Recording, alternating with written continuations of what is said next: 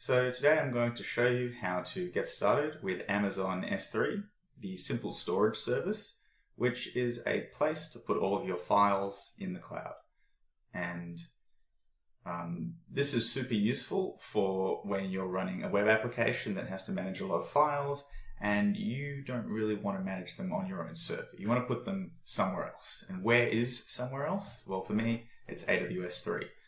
As I've described in my blog, there are other options as well. This is just the one that I'm familiar with. I use a lot of AWS stuff. But you can also find similar offerings from Google Cloud and Azure and other cloud providers as well. So the things I'm going to show you in this video are how to just get started setting up an AWS S3 bucket, how to upload and download files from the web user interface, and then how to use the command line to upload and download files so that you can do it programmatically. And I'm also going to show you how to set up your credentials as well. And that's basically this video. So let's get started. For you to access AWS S3, you will need an AWS account, which if you go to aws.amazon.com, you can create an AWS account here. And you might need to put your credit card details in, I'm not sure, or set up billing for this to work. So hopefully you have a credit card. I will note S3, the storage service, is very cheap. It's something like 2 American cents per gigabyte per month. So it's not like it costs a lot of money. But you do need some way to pay them. So once you've created an account and got it all set up, you can go to My Account up here and log into the AWS Management Console. And once we're logged in, I will show you the S3 web user interface. So the way to find S3 is if you've recently visited it, you'll find it down here, but you can always find it from Services up top and under Storage. So this user interface, it's not really what you would use like super often when dealing with S3. You usually access files programmatically through like a command line or through your sort of web application. But it is nice to be able to view what's going on in your buckets from the user interface. So it is kind of useful. So you can see already I've got a bunch buckets that I've used for all sorts of random crap. And I'll just show you one as an example. So these buckets are kind of the basic unit of S3. A bucket is basically a unique place to put a bunch of files. So for example, I have some data sets, which I use for some sort of hobby machine learning stuff I do. And so I put all my data sets in this bucket. And in a different bucket, I have put, what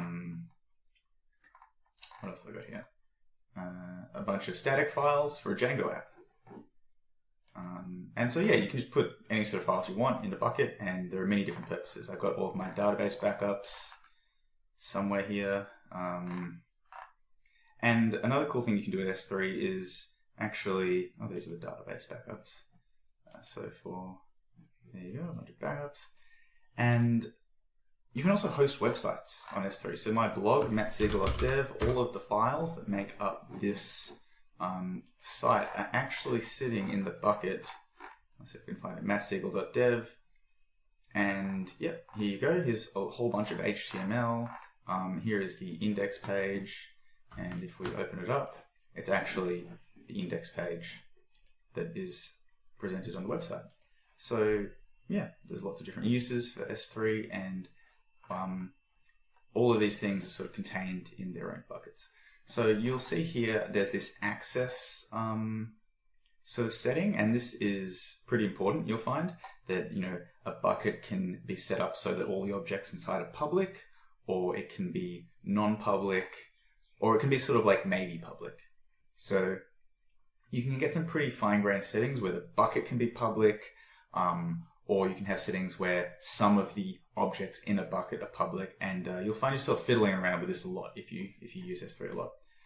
There's also the there's also the region. So this isn't super duper important right now. If I had to guess, I would say this is just the region where the files are located. But all of your files are globally accessible from anywhere in the world, so it's not that big a deal. All right, so let's create a bucket. I'm just unsure of you. Okay, that's some random crap.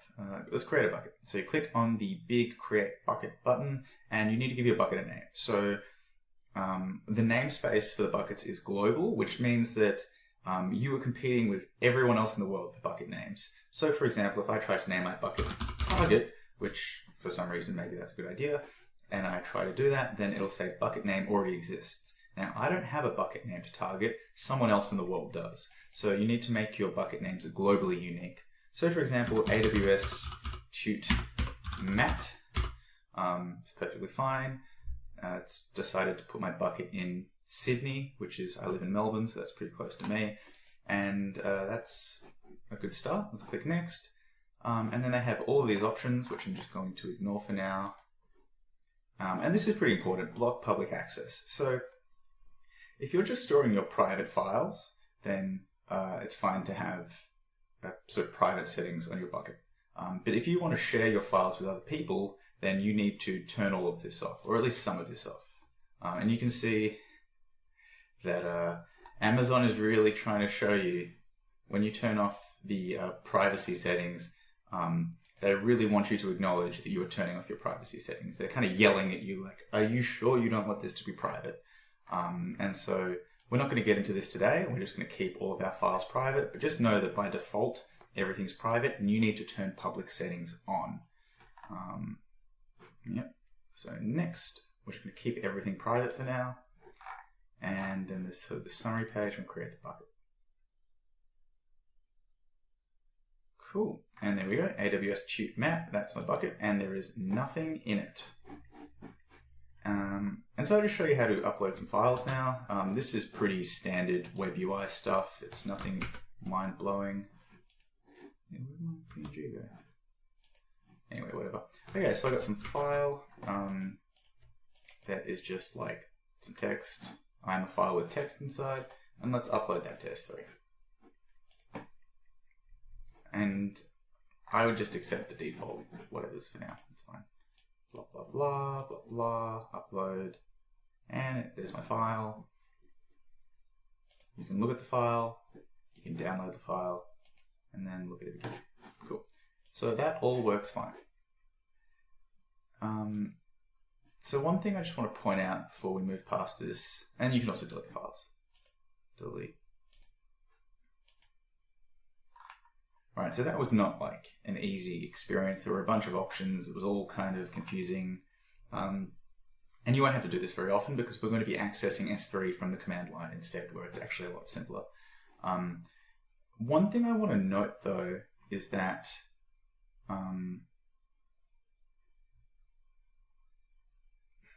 the storage in S3 kind of looks like a file system. Like, for example, you'll see that they allow you to create folders. My files. There's nothing in that. I just sort of want to point out that in object storage, and it doesn't come up very often, but it does occasionally come up, that folders don't kind of exist. And it's sort of letting me sort of create a folder here in the web user interface. But if you try to do it from the command line, I don't think you can create folders. And that's because folders only exist because there are files in them. Essentially, the way that Amazon thinks about these files is that there is a blob of binary, which is the file, and might have some metadata attached.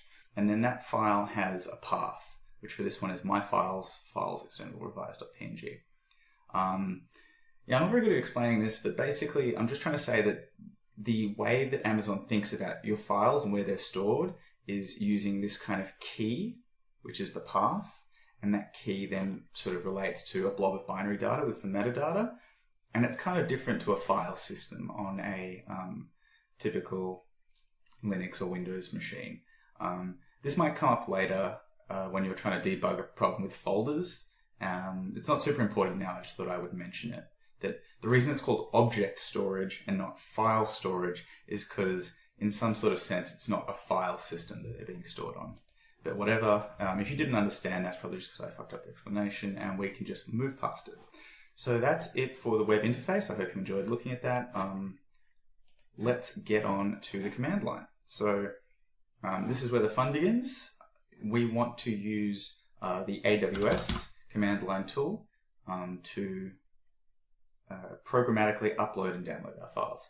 So you might have this installed already, and if you just type AWS and press enter, you might see this, or it might fail. So it probably will fail because you don't have it installed, and so let's install it. My preferred way to install the AWS command line tool is using Python, and preferably in a virtual environment. So you can just pip install AWS CLI, that installs it in your sort of global pip, and can have some funny effects in your system Python potentially. So what I like to do is to use a virtual environment. And if you're a Python user and you don't know how to use these virtual environments, I suggest you sort of pause this video and figure that out and come back, because it's very important that you know how to do this. So let's set up a virtual environment so that we have a kind of clean space to install our command line tool. So let's do activate the environment, and so back where we started, let's pip install the AWS CLI. And it's just going to download all the stuff.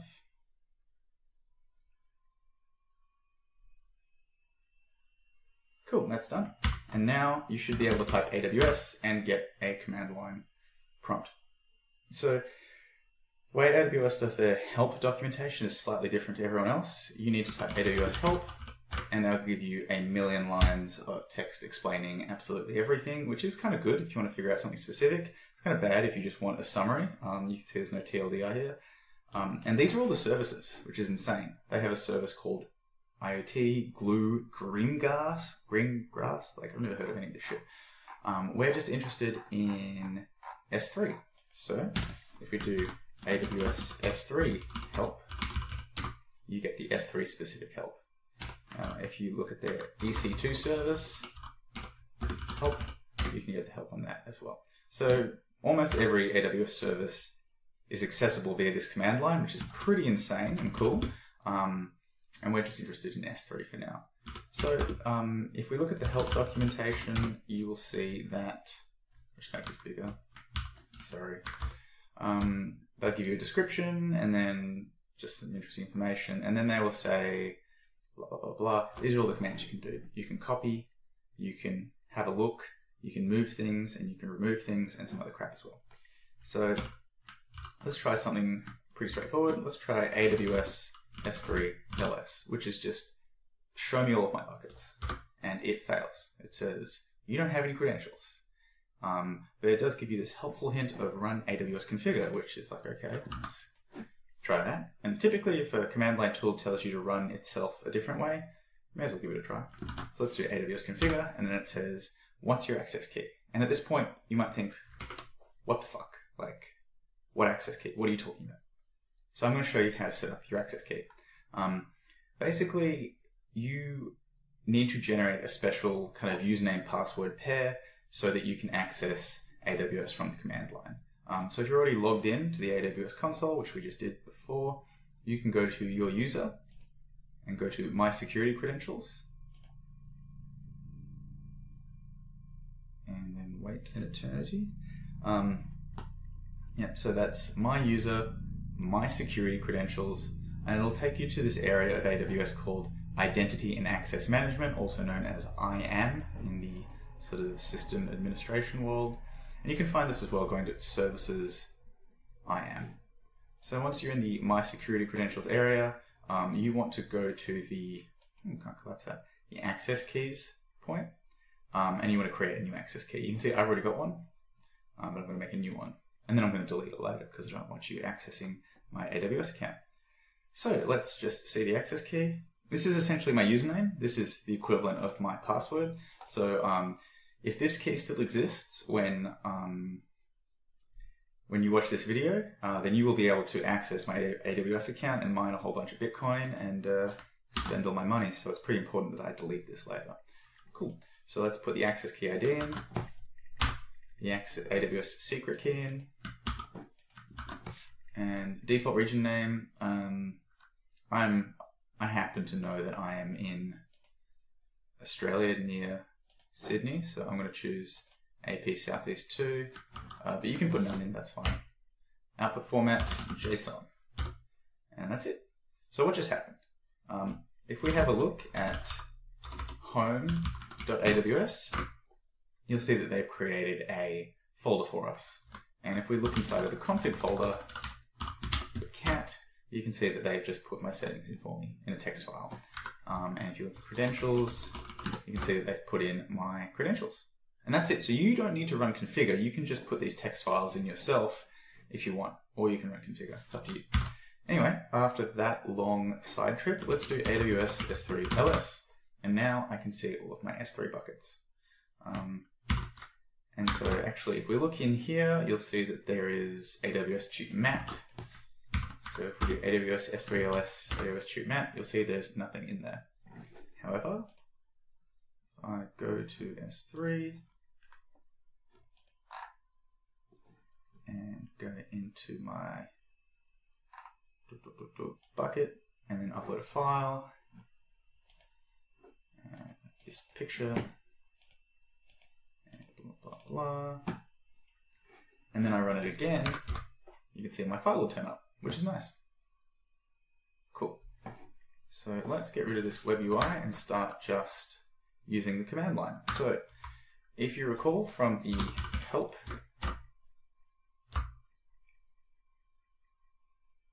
it will show you that there are the options to do copy, look, move, remove. So let's just give these a try. So if we use ls, you can see that my file full external is there. I could potentially move that from, actually, so I could move it from, I think this is the syntax S3. So I think S3 move from here to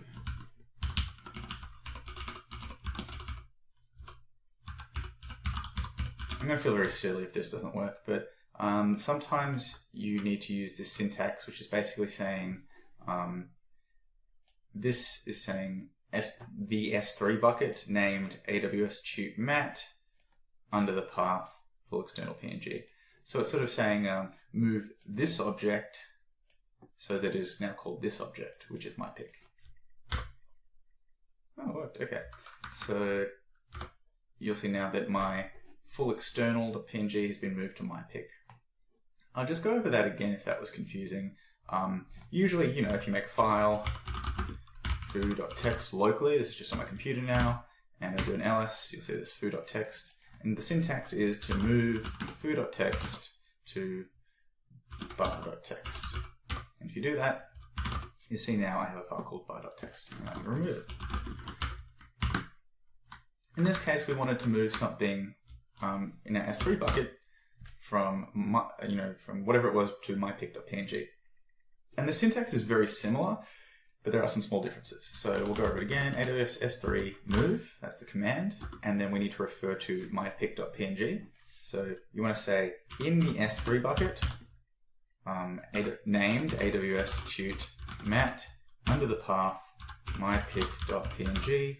That's the object I want to move, and now you need to put the location where you want to move it to, which is S3 in the bucket AWS Tube Mat to the location mopick.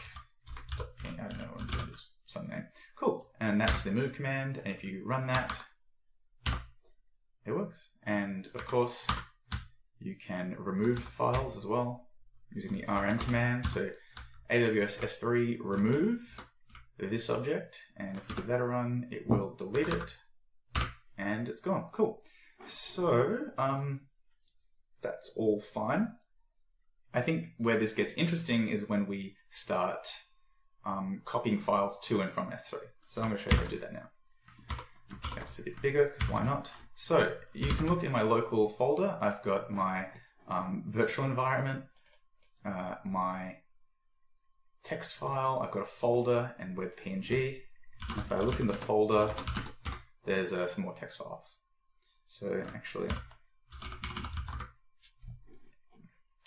if I do tree, you'll see this file.txt, folder, a.txt, b.txt, and web.png in my local sort of area here.